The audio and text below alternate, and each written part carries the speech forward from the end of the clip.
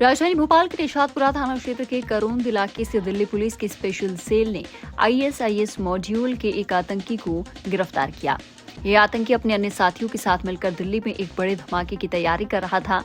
कुछ दिनों पहले दिल्ली पुलिस के स्लीपर सेल ने दिल्ली से एक आईएसआईएस आतंकी को पकड़ा था। उससे पूछताछ और जांच में भोपाल में छुपे आतंकी की जानकारी सामने आई। इसके बाद एनआईए ने दिल्ली पुलिस के स्लीपर सेल के साथ भोपाल में छापेमारी कर कथित आतंकी को उठाया और पूछताछ करने के लिए लेकर दिल्ली रवाना हो गई। यह कार्रवाई इतनी गोपनीय रखी गई कि एमपी पुलिस के डीजीपी सहित कुछ अन्य अधिकारियों को ही पता थी। स्थानीय पुलिस को भनक भी नहीं लगने दी।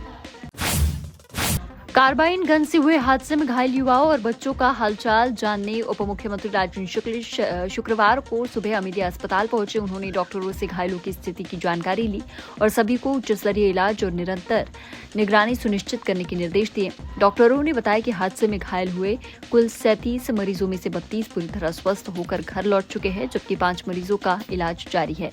उप मुख्यमंत्री ने घायलों से मुलाकात कर उनका मनोबल बढ़ाया और कहा कि राज्य सरकार उनके पूर्ण स्वास्थ्य लाभ तक हर संभव सहायता प्रदान करेगी।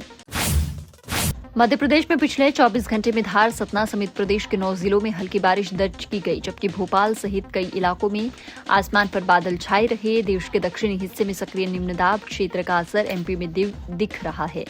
मौसम विभाग के अनुसार यह सिस्टम दक्षिण पूर्व अरब सागर से आगे बढ़ते हुए उत्तर पूर्व दिशा की ओर जा रहा है। अगले 24 घंटे के भीतर इसका असर प्रदेश में और बढ़ेगा। विभाग का अनुमान है कि 25 से 27 अक्टूबर के बीच मध्य प्रदेश के आधे से अधिक हिस्सों में हल्की बारिश, गरज चमक और आंधी की संभावना रहेगी।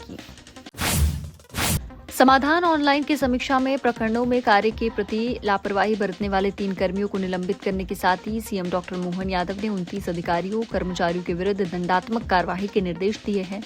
इसके अलावा मुख्यमंत्री डॉक्टर यादव ने 5 शासकीय सेवकों की वेतन वृद्धि रोकने, 6 को कारण बताओ नोटिस देने, 7 प्रकरण में अनुशासनात्मक कार्यवाही और 1 प्रकरण में दोषी कर्मचारी के विरुद्ध विभागीय जांच की कार्यवाही करने के निर्देश दिए हैं।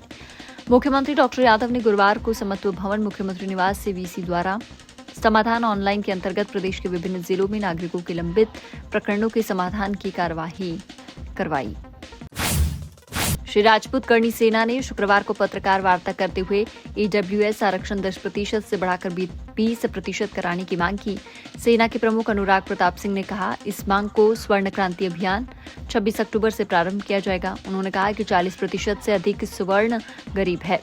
ईडब्ल्यूएस को प्रतियोगी परीक्षाओं में 5 साल की आयु सीमा में छूट होना चाहिए। ईडब्ल्यूएस कल्याण बोर्ड का गठन हो। आरटीई का लाभ ईडब्ल्यूएस वर्ग के बच्चों को मिले। इसके साथ ही स्वर्ण वर्ग के स्टूडेंट्स को छात्रवृत्ति में छूट की मांग। राजधानी भोपाल के हनुमानगंज नगरीय पुलिस के एक अंधे कत्ल का खुलासा किया। हनुमानगंज पुलिस ने कार्रवाई करते हुए हत्या के आरोपी को चंद घंटों के भीतर गिरफ्तार कर लिया। यह निर्मम हत्या पैसों के लेन देन को लेकर की गई थी, जिसमें आरोपी ने मृतक का चाकू से गला रेतकर शव को नाले में फेंक दिया था। जानकारी के अनुसार 21 अक्टूबर को अशोका गार्डन क्षेत्र के 80 फीट नाले के किनारे बोरी में बंधा हुआ एक पुरुष का शत विषाक्त शव मिला था। मृतक की पहचान सईद उर्फ भन्नाट के रूप में हुई थी, जिसकी गुमशुदगी 18 अक्टूबर को थाना हनुमानगंज में दर्ज कराई गई थी।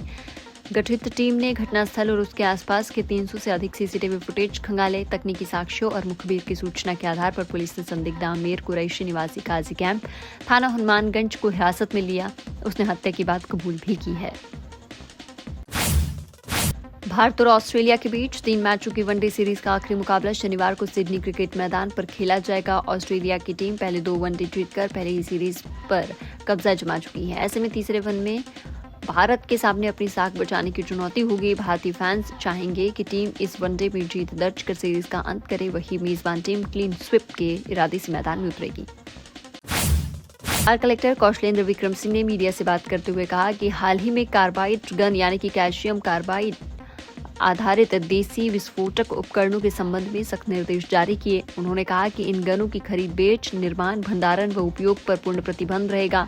उन्होंने इन गनों का बेच खरीद, स्टॉक रखना, निर्माण करना सभी पर रोक लगाई है। यह कदम इसलिए उठाया गया क्योंकि इन उपकरणों के प्रयोग से आंखों में गंभीर चोटें, दृष्टि खराब होना जैसी घटनाएं सामने आई। उन्होंने यह भी चेतावनी दी कि इस प्रतिबंध का उल्लंघन करने वालों के खिलाफ कड़ी कानूनी कार्रवाई की जाएगी।